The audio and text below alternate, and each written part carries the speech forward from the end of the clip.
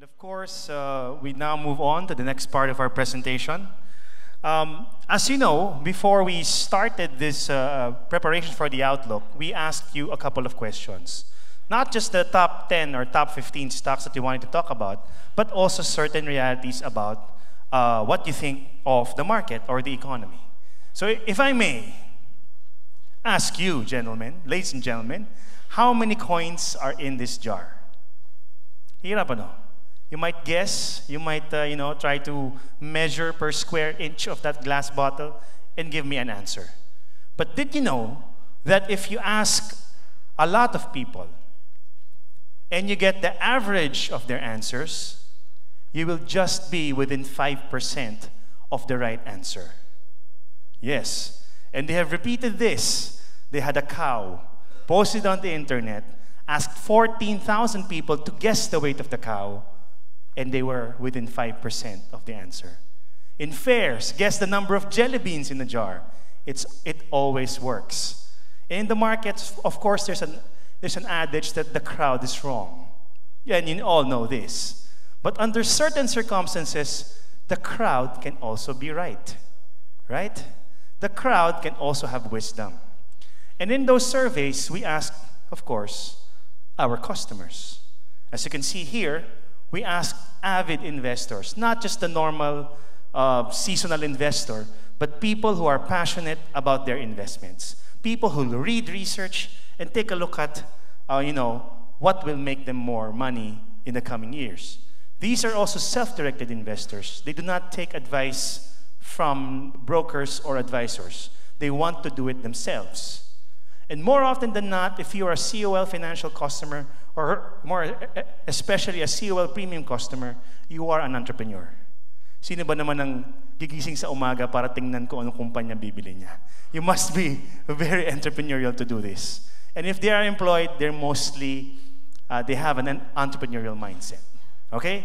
So, while there is a popular adage that the crowd may behave like sheep, but ladies and gentlemen, the people we ask this survey is not sheep. They are our COL financial customer. So what did we ask?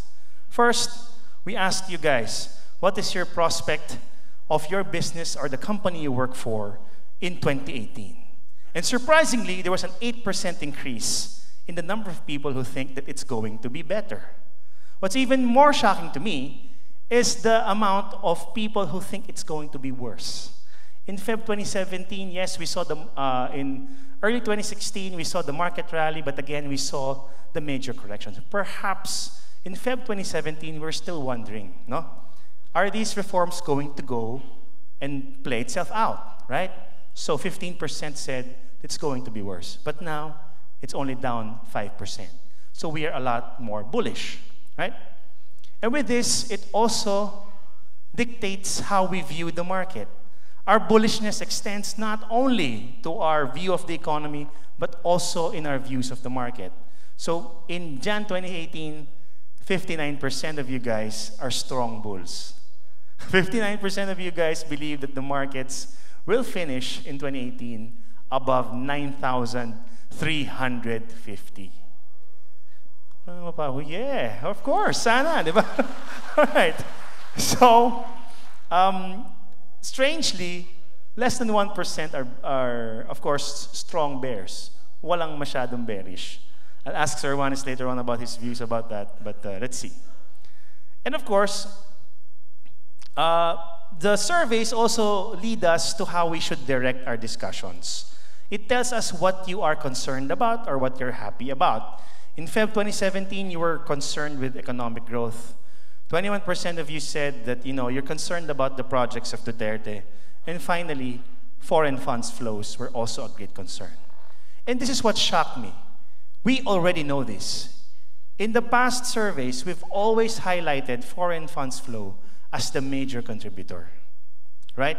And in Jan 2018, after all's been said and done, there's already the tax reform bill. We are now looking for companies to grow.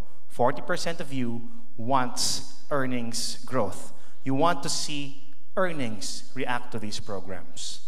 And again, to my surprise, 17% are actually concerned about global markets, which is good.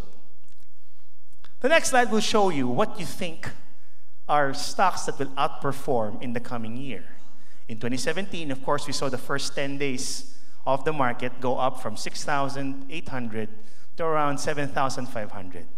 So naturally, you guys were looking for the growth stocks. You guys were looking for companies that will generate that growth. You did not look to blue chips or small cap. But then again, in July, the market rallied, flirting for the first time in the 8,000 level. So in August 2017, what did you see? You saw that the small caps were most likely to outperform the market because there is overflow of liquidity. When there's high appreciation for our blue chips, the small caps go up. And that is when we broke the critical resistance of 8,137, where we saw the market adopt this new pattern of movement. And now, in 2018, 50% of you think, finally, that blue chips will outperform this year. Okay, so also an interesting fact in our surveys is that 41% of you have 75% and above exposure in the stock market. It's pretty high, no? But if you look at the majority are still underinvested, considering that your natural exposure is around 85%. So there's plenty of room for this market to really have that action. And finally, you also plan to increase your exposure to stocks. 51% of you wants to invest some more. 45% wants to maintain, while 4% wants to decrease their positions in the stock market. And later, we'll use the statistics as we discuss with our internal experts. But again, the question remains, is there wisdom in this crowd? And the answer to that is, of course, only time will tell. If we have more observations, we can establish correlations. So please do keep answering our surveys, and we'll continue to share the results with you as we get more information. Thank you.